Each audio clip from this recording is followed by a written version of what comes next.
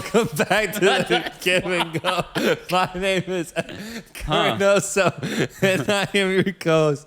I'm your co-host with my boy Soltero. What's up, guys? Iran, man, that's what's up. They are making their 6th appearance at the World Cup, each time just steadily improving, man. In 1998, they had a first round appearance, got knocked out. 1998, group stage appearance, got knocked out. 2006, group stage appearance, got knocked out. 2014, group stage appearance, got knocked out. 2018, can you guess?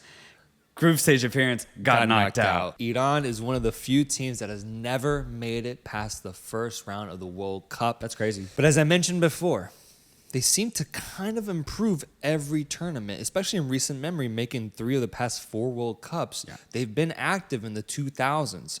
They qualified to this World Cup by, first off, winning Group C in the second round of AFC qualification, 18 total points accumulated.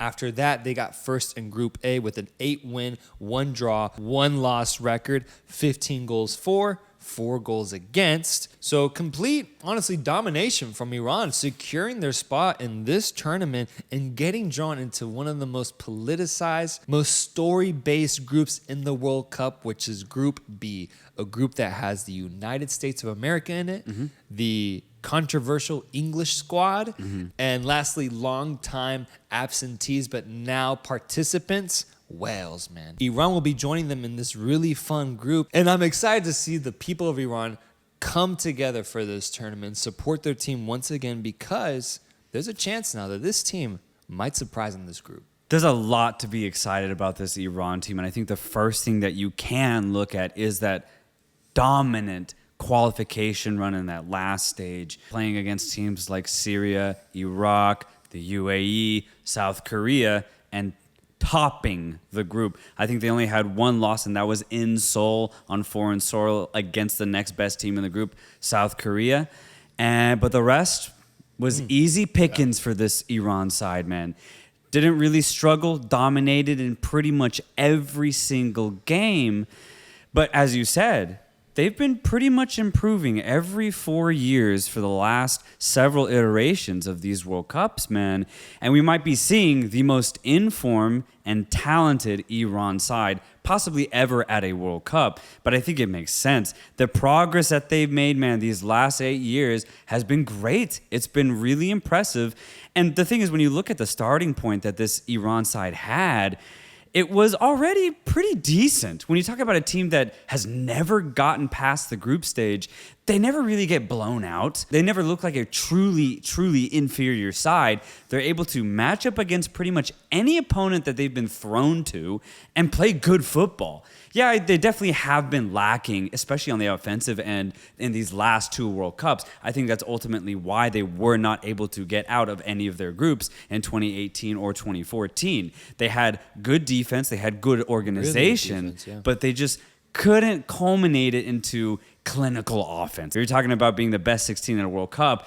You need to be decent on all fronts at the very least, but I do think Iran severely lacked in that front end, especially in 2014 and a little bit in 2018. But looking at the way they've been playing now on this qualification side, I think rather than just trying to focus on one guy that plays in Europe in the front 3, now they have a little bit more quality up top, man.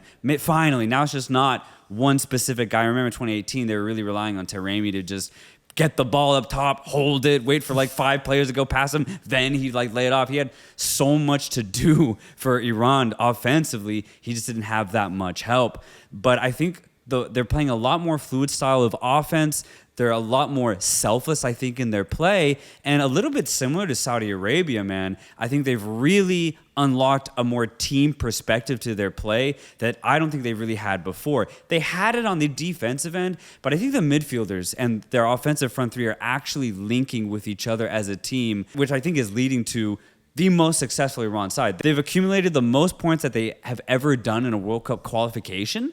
This is their most successful one, and they qualify for the World Cup the earliest that they ever have too. Oh, shit. So, yeah, this is the most dominant qualification performance that Iran has ever put in. So, not only do we think we see that they're progressing, but just points-wise, results-wise, this Iran team is progressing. Yeah, I think a lot of people would rate this Iranian team as one of the best Iran sides that has ever existed, honestly, because you build off of what was 2018, where, to the outsider, they might think, Iran, they failed once again. They didn't make it out of the group stage. But I actually saw it as progress, man, because they played so well. I had Morocco doing what Iran did, man, which was putting up a really good fight against Spain and Portugal. And that's what Iran did, man. They ended up getting 4 points in the group and coming in third, but only 1 point shy of going to the round of 16, man. So you build off of that going into 2022. And now you have this crop of AFC teams kind of building themselves up, man. I mean, Saudi Arabia, too, is looking like the best Saudi Arabian team that we've seen. Yeah. It's only going to continue progressing. So I think one thing that you can be excited about if you're from Iran is that the idea of that round of 16 match, man, years in the making, man. Oh, my years. God. Decades, bro. Decades. The day that they qualify for a round of 16 match will be absolutely incredible. And that could happen in this group because I think outside of England, it's pretty open, bro. It is pretty open. And whoever wants that spot the most will take it, bro. They can surprise. And if you dare underestimate them going into the tournament, they're going to pounce on you, bro. So if you're Iranian, you're excited, you're feeling good. And there's reason for that because of the players on the squad. Yeah, and when you look at their recent results too, it's just nonstop winning. It's nonstop getting the results. They were able to beat Uruguay in their recent friendly, which was really impressive. And they got a good, solid draw against Senegal. No. Two really good teams that we've rated highly going into this World Cup. So Iran have shown that they can pretty much play against anybody. They already did in 2018. I think a big plus is that I think the players have improved individually, and there's a lot more quality now in this Iranian side. One thing that we do have to talk about, bro, and I'm a little scared here because we mentioned this early on in some of these World Cup previews. There's always one or two teams that have coaching fiascos. Yeah. And Iran, unfortunately, is one of them. Skočić, I think is his name, the Croatian coach, who coached in every single game for the third stage qualification round for Iran, got fired 4 months ago. And what the hell is that, man?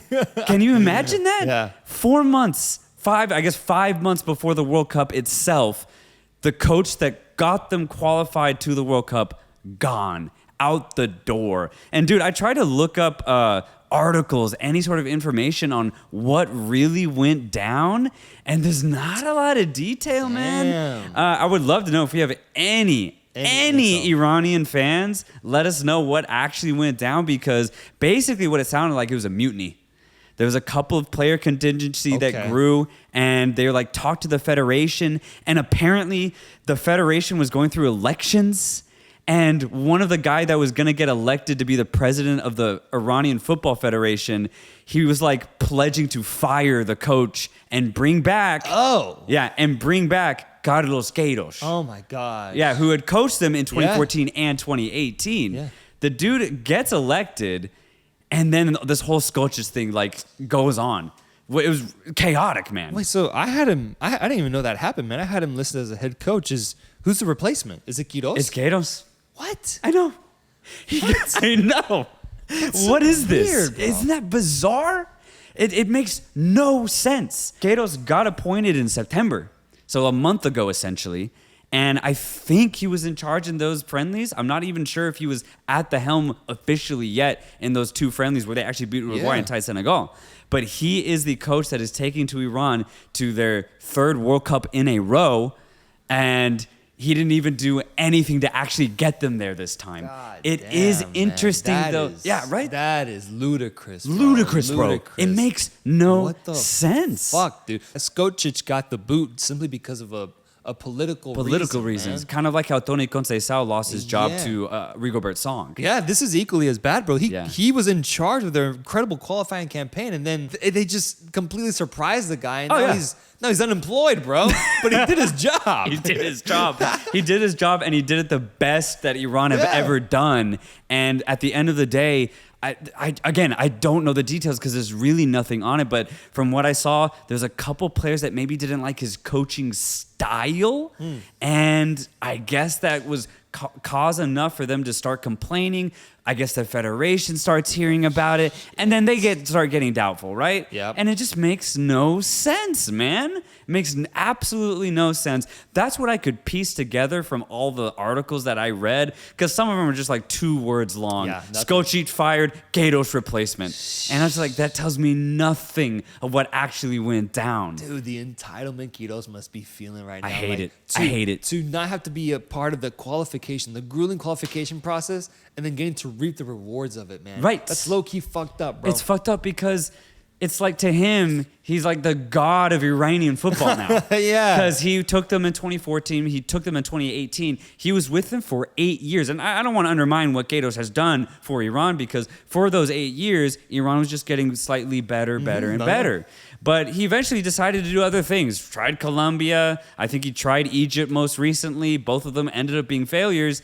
So he's probably just like, well, I'm looking for a job now. And then this Iran thing just opens up like that. So weird, man. I honestly don't like it, because it would have been cool to see Skočić's plan completely be fulfilled, from an insane qualification run to his Iran side at this World Cup. It just would have made sense, because now we're not going to effectively see the same Iran side that got them qualified in the first place. We're not. This is back to Queiroz's tactics, back to the Iran that we saw in 2018, which is a good Iran side. So it's not going to impact them that negatively on the pitch.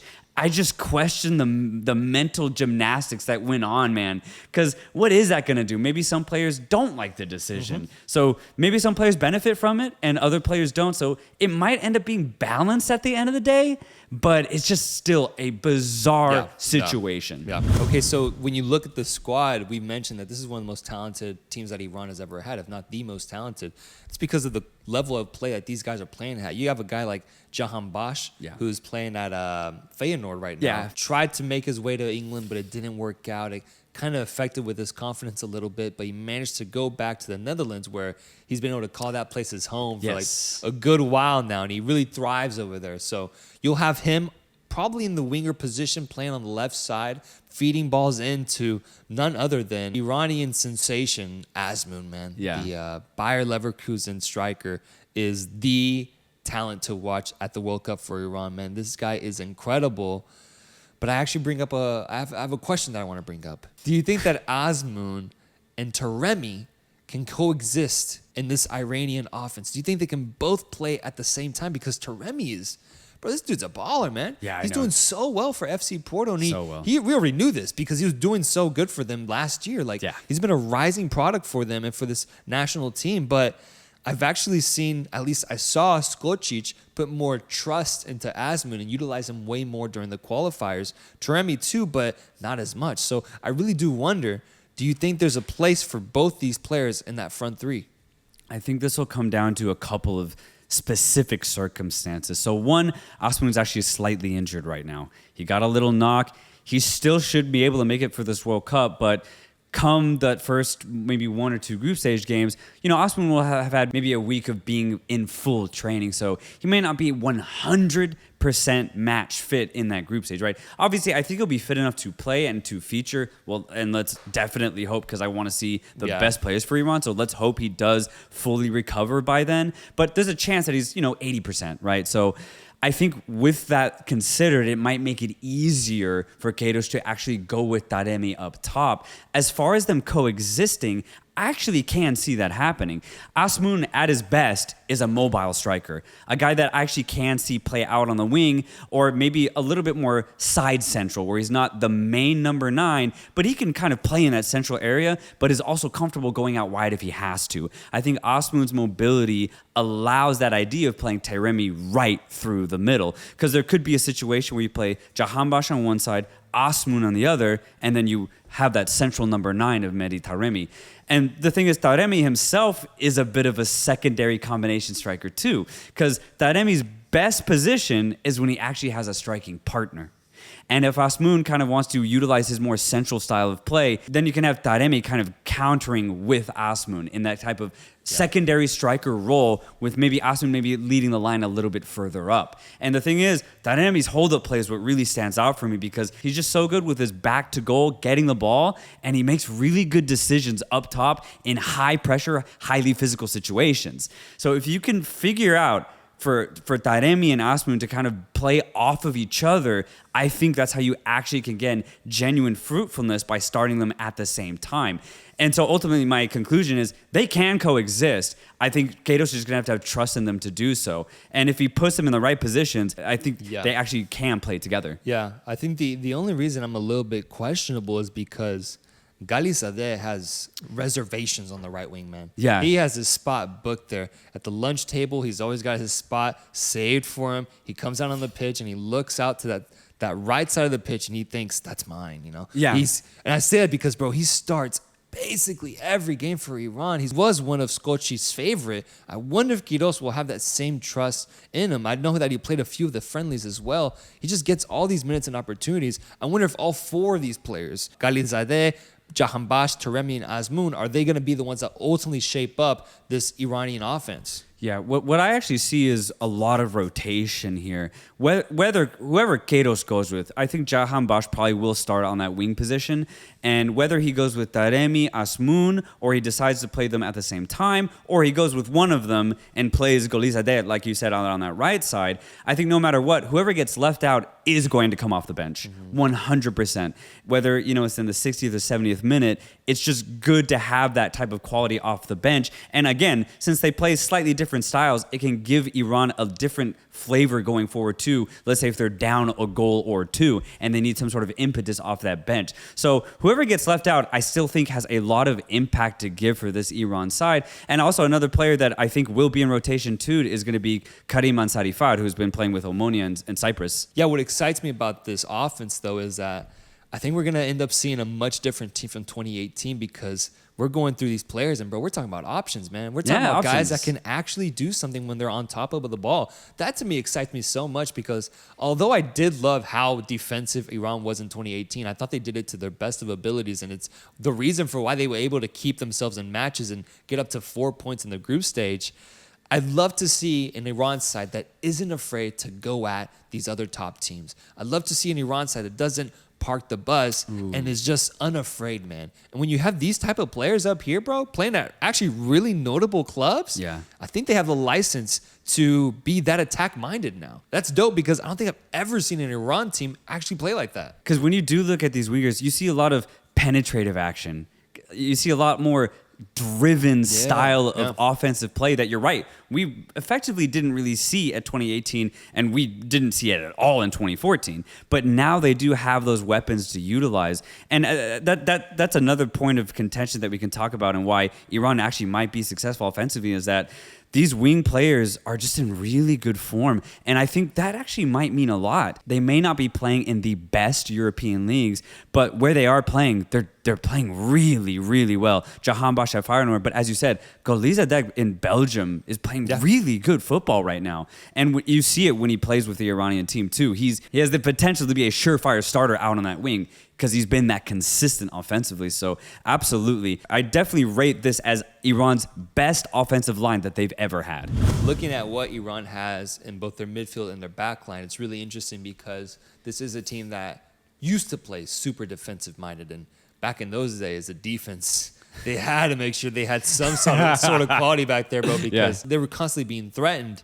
But I think the tactics at hand actually really helped them in 2018. It was one of the reasons why they were able to stay in games, was they were so well organized and drilled. And I love seeing that. I love seeing players that actually bought into the coach's system. Yes, it might not be the most entertaining thing to see as a viewer, but for the players on the pitch, man, they believed and they bought into it. One of the players I noticed really took it upon himself to step up was Bierenvan, the goalkeeper for Iran. This guy, he came up big for this team, because if you're going to play that style of football where you're just going to take everything that you get thrown at you, you're going to need a keeper that can save you in those moments. And save he did, brother. This dude stepped up. One of the most recognizable faces on this team. I'm excited to see him back at the tournament, because he's still not that old. I believe he's only 30 years old right now. So he's still in somewhat of his prime. And I think he's going to continue playing a big role for this team. But holistically, do you think this defense and midfield have what it takes to continue that trend of providing solid stability back there for Iran, especially when they're going to be facing the forces of England, the exciting attack of USA, and guys like Gareth Bale and Daniel James? When you do look at this backline for Iran and you see them play in these friendlies or in these qualifications, you see nothing else but pure organization. Truly, anytime a space is left open, there's some Iranian player making sure that he's got it covered. Yeah, exactly. Calling it out. 10 yards of space, 10 yards of space. Back me up.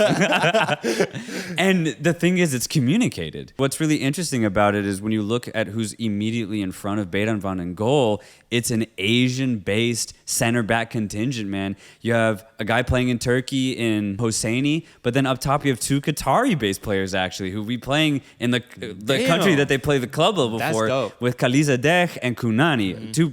All three of them have been in rotation, at least for Skočić for this Iran side. Whoever Queiroz goes with, two of those three, they're going to give you incredible solidity at the back for this Iran side. But again, kind of as you said, have always relied on their defense. And not that they have to necessarily rely on it this year to just survive, just to have that. Yeah. To also have that with a little bit more fluidity now up top, it's huge. And I think it's going to give this Iran side a lot of positive things to kind of go off of to actually be confident. Be confident knowing that our defense is going to be fine. Can we get our midfield going? Can we utilize and maximize our offensive line? And now we might have a complete team for the first time at a World Cup. When you look outside to these fullbacks, it gets exciting too. Yeah. You have Moharami right now playing in the Champions League week in, week out at Dinamo Zagreb, a good technical right back. I remember in 2018, I actually liked the right back then,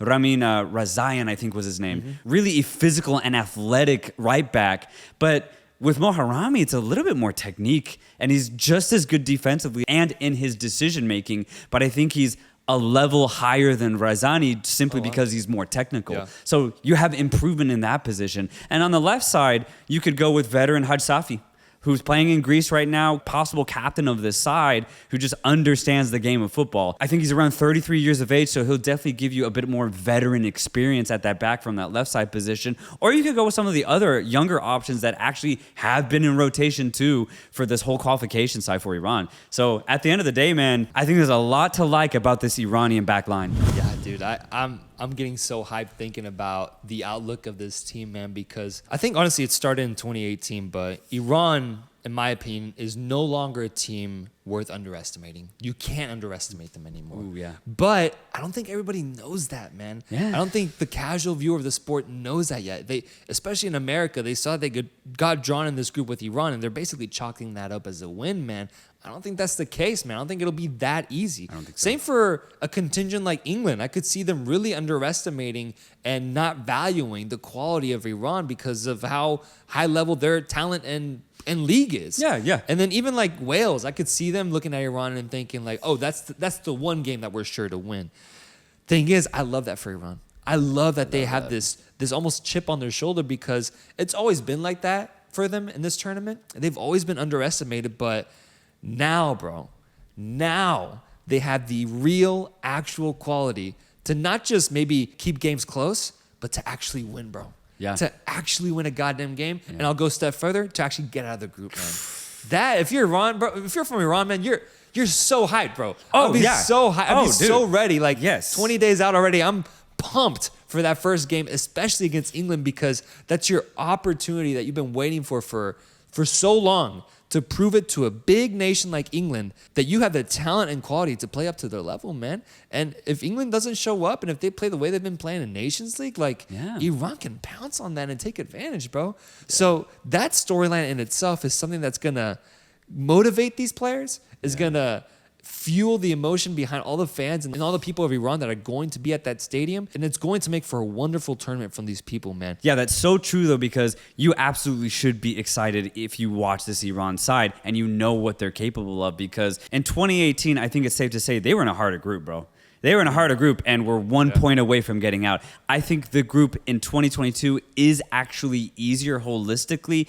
England might be a giant to face, but as you said, bro, the USA and Wales are winnable if you're Iran, man. Truly, truly winnable. Now, you have to play really good football. It's not going to be easy, but it is winnable. It's not you're just throwing dice and maybe we get lucky. I think you could say that about England, just in general, against the US and Wales, that is truly manageable and winnable for this Iran side. And Iran is more talented than they were in 2018. Yes. So you have two huge positives for Iran going into this group stage. When I translate that over to my predictions, that's why I consider Iran such a, honestly, kind of a dangerous team, man. When you're underlooked this much and you're not known to be this good, you have almost like a mini superpower, man. You can surprise the fuck out of these teams, man.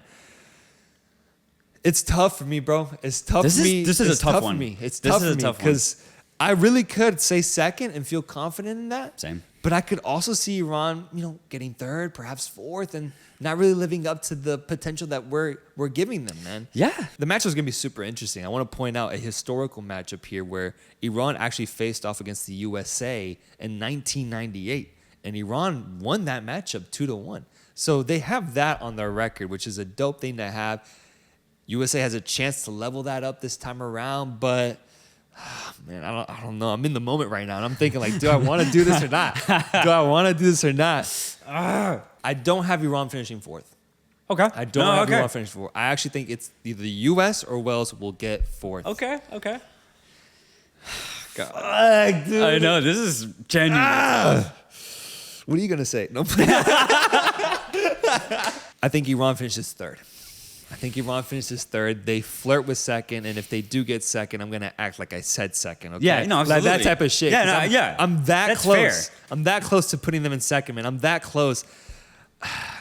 But I think third, and I think it'll be really close. I think Iran's gonna put in an incredible showing. It might come down to that final match, and then it'll be a test of willpower. Can you get that victory? Can you get that needed result to qualify out of the group? That's the one question I don't know the answer to when it comes to Iran. I know that they'll be able to put up good matches against teams, but to get over the hump, I don't know if that time comes for them yet. But I want to make it known that if they make it out, bro, Iran has my full support. Yeah. They have my full support. I will be on board with this team and hoping for just absolute glory, man. Absolute glory, whether it's in the round of 16, quarterfinals, or however far they make it, man. So that's my outlook on Iran. I'm very excited for them. I cannot wait to see how things play out. Yeah, there's a lot to like about this Iran team, man. There really is, at least just from my unbiased point of view. Iran's one of the teams that I'm so glad is at the World Cup. Yeah. Because like you said, we really just don't get to see this style of football in general. This is what the World Cup is all about, in my opinion. Seeing teams like Iran try to come up with a master plan to get out of a group stage in the World Cup, bro. And I think this is the closest that they've ever been on paper, man. And I'm with you. I think there is a case to be had that they can finish second in this group. But man, it's not going to be easy. It's not going to be easy at all, bro. But I do think they have the talent. Because when you compare them to Wales, right, there's a lot of inconsistencies in that Wales team. Let's compare them to the U.S. very quickly, and we'll do a deeper dive on the U.S. But the U.S., low-key, is a wild card type of team. Though they're going to be the youngest team at the World Cup. That's not actually a good thing in general. Yeah. You need some sort of veteran presence. And Iran have this interesting mix, man, of domestic players, a couple of veterans that have been in the system for a while, but then you have true European talent also littered throughout this squad. But my God, man, to get out of the group is just insane. It's insane. And especially because I actually do rate the USA highly, and there's a little bias there. We're recording this out of the USA, man. Like, you got to show some respect, you know? Right. Yeah. And I if the USA wasn't in this group, I might say Iran second. I might. Like, if I had no true blood tie to a team in this group, I think I would say Iran second. I'm being completely honest. Put Australia in this group. Put Costa Rica in this group. Yeah. Any other CONCACAF team on it. Maybe even Canada. You know, like maybe I say Iran actually finished second. But I think the USA might be on one this year. So Iran not getting out of the group. I'm just gonna leave it there. Yeah, it feels wrong, but wrong. It feels wrong to say because there is so much to like here, man. Yeah. Overall, I hope the Queiroz event doesn't negatively impact this team. The only positive I can really say is that since he does know Iran as a country very, very well, maybe there won't be a true negative impact. At least that's what I'm hoping for. Yeah, I am curious though if he's gonna position them the same way he did in 2018, dude, because it. In a way, it kind of did work because he maximized the most out of that squad. But I hope that he can see that now he has the tools to do much more than that. Yeah. And so I do think there's a bit of a coaching factor coming into play with my prediction where I'm not fully confident in Queiroz as I would have been if it was Skočić. Shout out to any Iran viewers that we have watching us because this team is going to be something, man. That is Iran. Thank you guys for watching. Make sure to comment, like, and subscribe, and let us know, what do you think about this team? Are they going to make it out of the group, man? Second place, first place, third, what's it going to be? Make sure to keep up with us as we continue releasing more and more deep dives. The World Cup is getting closer, and we'll see you guys soon. Peace.